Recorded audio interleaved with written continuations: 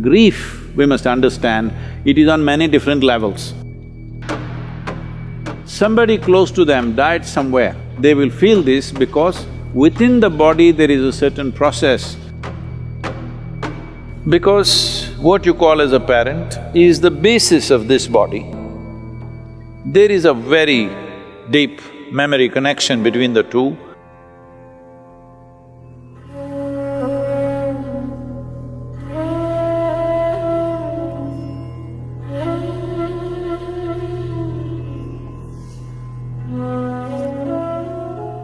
Death simply means somebody who was available to you is now absent, that's all. It is not because one life vanished, you're crying about it. It is just that somebody who was, filling a part of the collage for you is absent, so it leaves a hole in your life.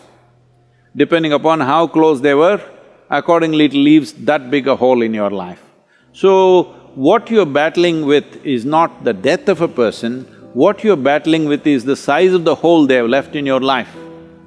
Suppose a faraway relative or a friend, somebody that you know, an acquaintance died, you feel bad for an hour and then you get back to normal. But somebody very close and dear to you passed away, now they've left a huge hole. So your problem is you trying to tend to this hole which is within yourself. This hole has happened essentially. Now what I say may sound little brutal for people who are in that situation, but one must understand this. If you look for solace, yes, if somebody comes to me who have just lost somebody dear to them, I will also hug them and, protect them and give them some solace. But you must decide whether you want solace or you want a solution to your life. Because today this person will die, tomorrow that person will die, day after tomorrow I may die myself, it doesn't matter.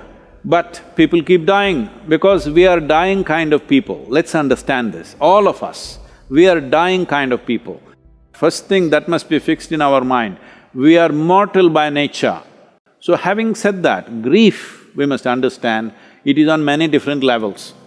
There is a psychological grief.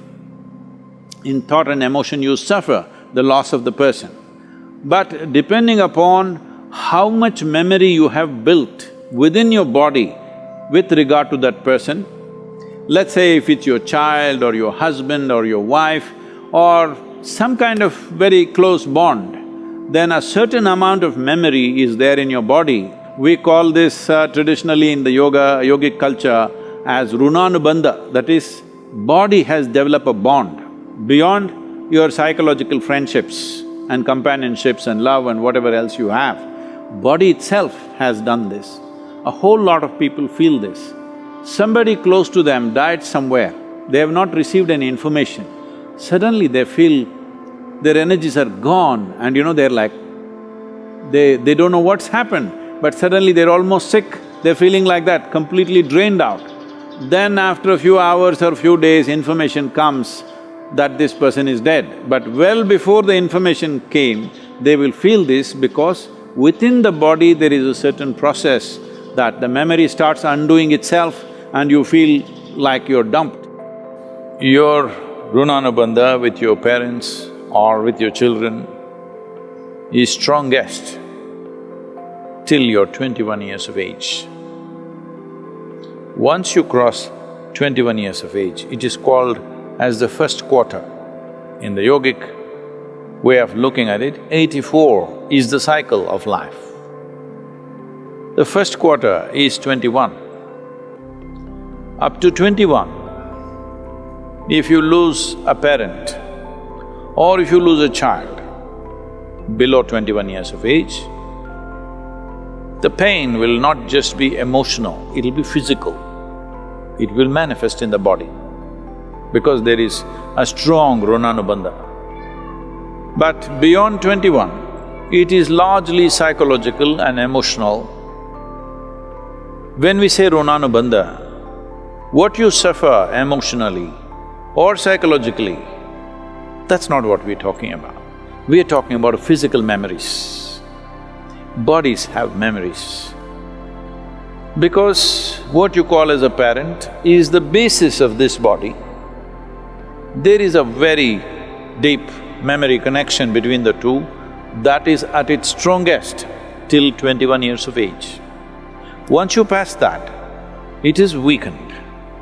Is it gone? Not totally gone, weakened. Let us say you are 42 years of age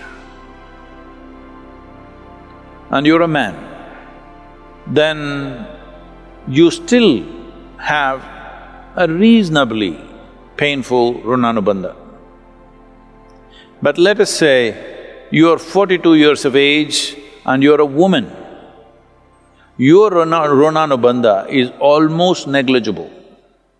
Not that it's not there, it's there, but very, very low. So, the suffering that you go through is largely emotional and psychological.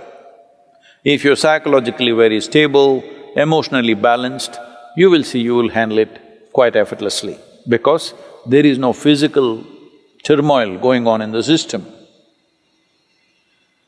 But the same thing, if they lose their husband, that runanubandha is physically painful because that is a different type of runanubandha. A child below 7.5 years of age doesn't have much runanubandha. The mother and father may have enormous runanubandha, but on the other side, there is not much runanubandha. This is not just for psychological reasons. A child below 7.5 years of age doesn't suffer much, doesn't go through the turmoil physically. May suffer because of not being taken care of and, those kind of situations if they are there.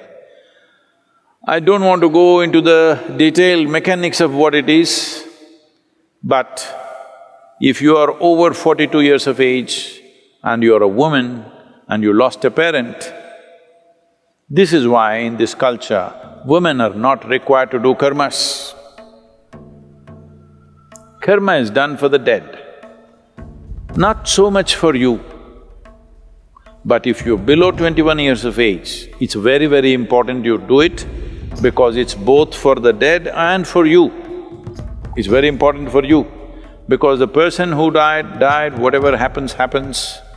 But your life can be in a constant turmoil because there is a physical memory which torments you at a different level.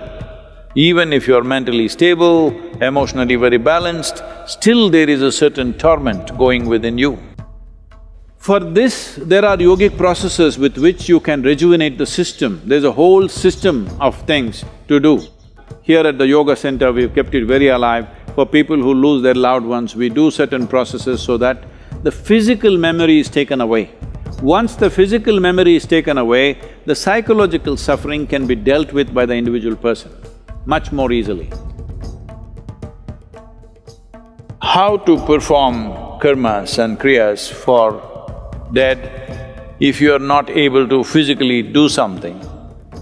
The simple thing is to go into a 3-day period of sadhana because internally you can do this. Beyond a certain age, it is largely for the dead that we are doing it.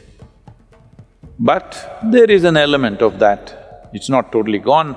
Our bodies are never 100% free from the genetic process that we have received from our parentage. There is a way to be above that, but we are not absolutely free. Physical body functions in a certain way. So, just 3 days of withdrawal and a certain type of sadhana, if you don't know anything else, simply just do the Maha Mantra, Om Namah Shivaya intensely for 3 days as much as you can.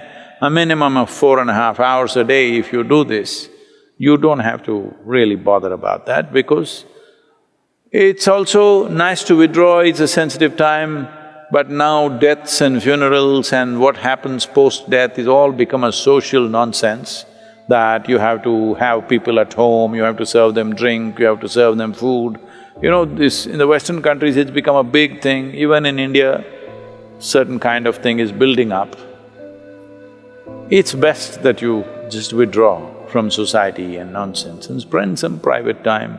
When somebody significant in your life passes away, It's important that you withdraw and do something with yourself rather than simply trying to run the social thing like a distraction. This social thing is, people's way of handling their grief is, let's go to the movie, let's read a book, let's watch the television. Don't look for distractions. When there are troubles within us, we must address it head on. Don't look for distractions. Distraction is not a solution.